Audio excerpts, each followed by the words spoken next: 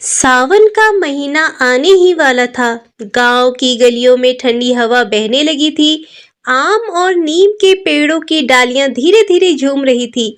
दूर आसमान में काले बादल दिखाई दे रहे थे, लेकिन अभी तक धरती पर बारिश की एक बूंद भी नहीं गिरी थी। गांव के बच्चे हर शाम की तरह दादी माँ के आंगन में इकट्ठा हो गए। दादी अपनी पुरानी चारपाई पर बैठी थी। पास में मिट्टी का दीपक जल रहा था और तुलसी के चौरे से भीनी भीनी खुशबू आ रही थी। तभी सबसे छोटे बच्चे ने मासूमियत से पूछा, दादी, हर साल सावन में ही इतनी बारिश क्यों होती है? क्या भगवान शिव का इससे कोई संबंध है? दादी मुस्कुराई। उन्होंने बच्चों के सिर पर प्यार से हाथ फेरा और बोली, हाँ बेटा, हमारे बुजुर्गों से सुनी एक बहुत सुंदर कथा है। यह कथा हमें भगवान शिव की करुणा, प्रकृति के महत्व और श्रद्धा का संदेश देती है।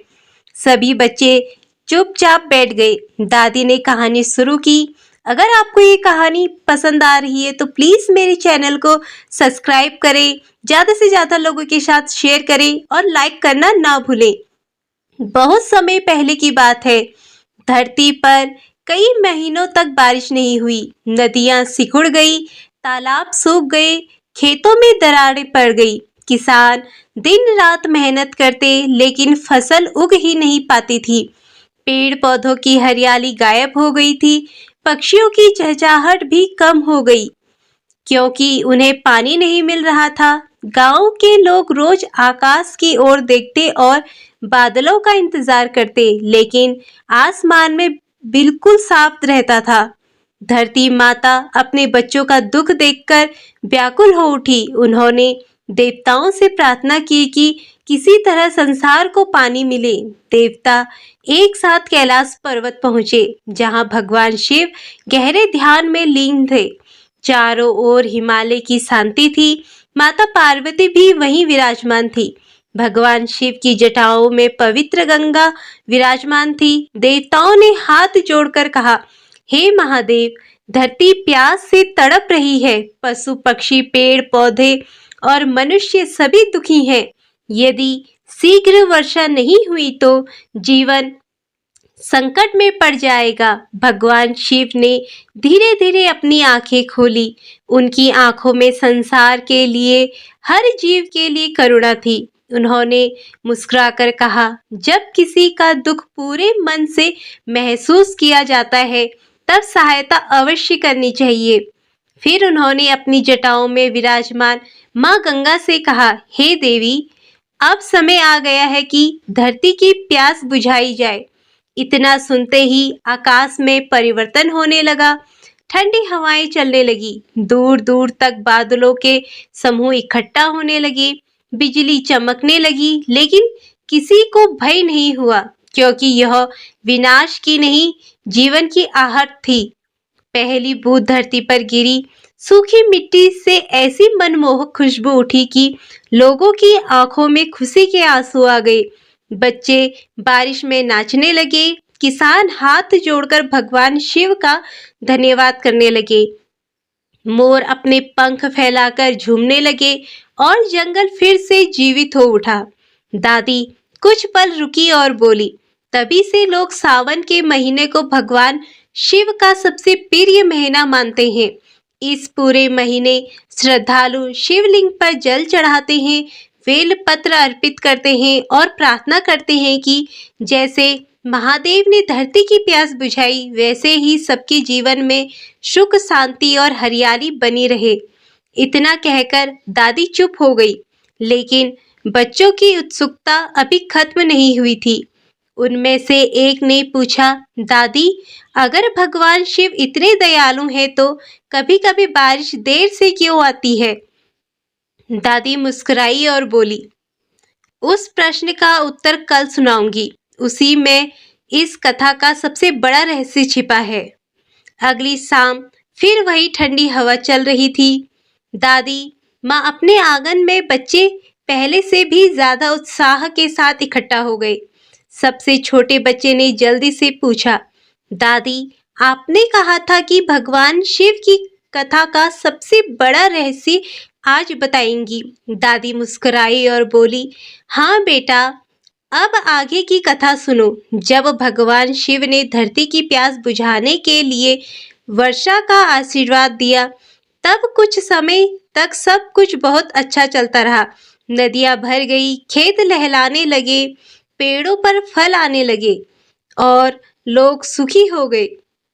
लेकिन धीरे धीरे कुछ लोगों में घमंड आ गया। उन्होंने पेड़ों को बिना सोचे समझे काटना शुरू कर दिया, तालाबों की सफाई बंद कर दी, नदियों में गंदगी फेंकने लगे। उन्हें लगा कि बारिश तो हर साल अपने आप होती रहेगी। धरती माता फिर दुखी हो गई। उन्होंने भगवान शिव से कहा, हे महादेव, मैंने तो लोगों को जीवन दिया, लेकिन कुछ लोग प्रकृति की रक्षा करना ही भूल गए। भगवान शिव ने शांत स्वर में उत्तर दिया, प्रकृति केवल लेने के लिए नहीं है, उसकी रक्षा करना भी मनुष्य का धर्म है। यदि मनुष्य पेड़ काटेगा, नदियों को गंदा करेगा और जल का सम्मान नहीं करेगा, तो प्रकृति का संतुलन बिगड़ जाएगा। इतना कहकर भगवान शिव ने वर्षा के देवताओं को आदेश दिया कि वर्षा तभी भरपूर होगी जब मनुष्य प्रकृति का सम्मान करेगा। दादी ने बच्चों की ओर देखते हुए कहा, इसीलिए हमारे बड़े बुजुर्ग सावन में पेड़ लगाने, नदी तालाबों की सफाई करने और भगवान शिव को जलाभिषेक करने की परंपरा निभाते थे। पूजा का अर्थ केवल जल चढ़ाना नहीं, बल्कि जल का सम्मान करना भी है। तभी एक बच्ची ने पूछा, दादी, क्या भगवान शिव आज भी हमारी प्रार्थना सुनते हैं? दादी मुस्कुराकर कहा, जब भी कोई सच्चे मन से भगवान शिव का स्मरण करता है, किसी प्यासे को पानी पिलाता है, एक पेड़ लगाता है, किसी दुखी की मदद करता है और प्रकृति की रक्षा करता है, तब समझो कि उसकी पूजा भगवान शिव तक अवश्य पहुंचती है। याद रखना, भगवान शिव को केवल बड़े बड़े मंदिरों में नहीं, बल्कि दयालु हृदय सबसे अधिक प्रिय है। इतने में तेज हवा चली, काले बादलों ने पूरे आकाश को ढक लिया। कुछ ही क्षणों में बारिश की बूंदें गिरने लगी। बच्चे खुशी से आंगन में दौड़ पड़े। कोई बारिश में नाचने लगा, कोई हाथ फैलाकर बूंदों को पकड़ने लगा। मिट्टी की भीनी भीनी खुशबू पूरे गांव में फैल गई।